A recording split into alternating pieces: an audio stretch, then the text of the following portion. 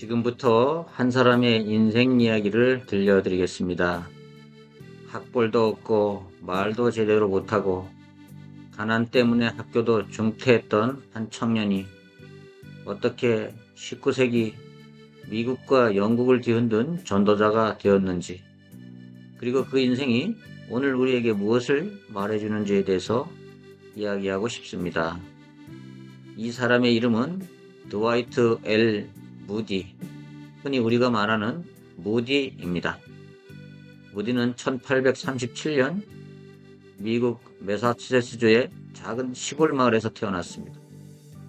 그가 태어난 집은 가난했습니다. 아주 가난했습니다. 아버지는 농부였고 가족을 부양하기도 빠듯한 형편이었습니다.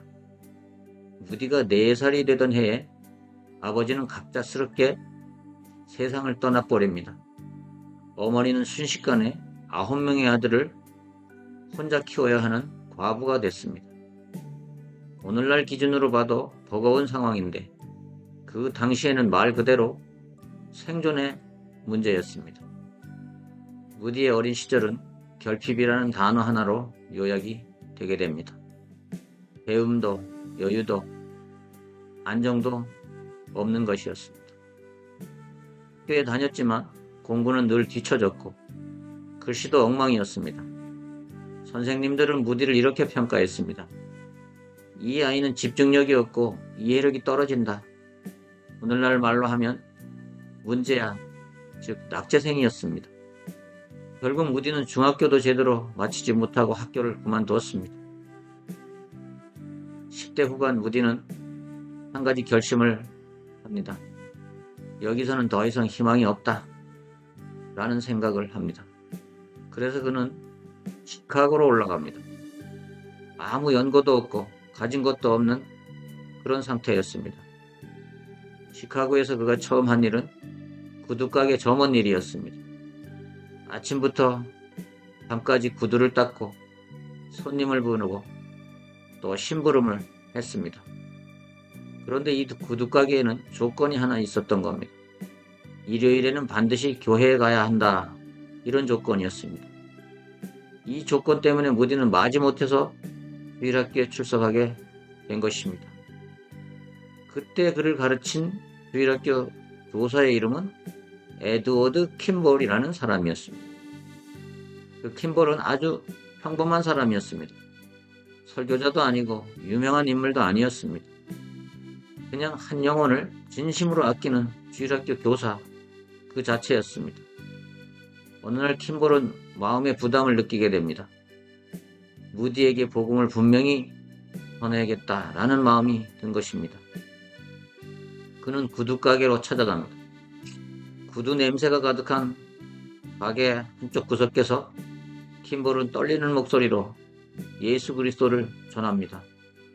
그리고 그 자리에서 무디는 예수님을 드디어 인격적으로 받아들이게 됩니다. 이 순간이 훗날 세계를 뒤흔드는 시작의 날이었습니다. 그러나 여기서 중요한 사실 하나가 있습니다. 무디가 회심했다고 해서 곧바로 능력 있는 전도자가 된 것은 아니라는 점입니다. 오히려 그 반대였다고 합니다. 무디는 말을 정말 못했다고 합니다. 문법은 엉망이었고 발음도 부정확했다고 합니다. 사람들 앞에 서면 긴장을 했고 논리적으로 설명도 못했다고 합니다. 그가 처음 설교했을 때 사람들은 이렇게 말했다고 합니다. 도대체 무슨 말을 하는지 모르겠다. 문장이 끝나질 않는다. 이렇게 말입니다. 심지어 어떤 사람은 이렇게 말했습니다. 하나님도 사람을 좀 골라서 쓰시지. 이렇게 말했다고 합니다. 하지만 무디에게는 하나의 특징이 있었습니다. 포기하지 않는 끈질김이었습니다. 그는 가난한 아이들을 모아 주일학교를 시작하게 됩니다.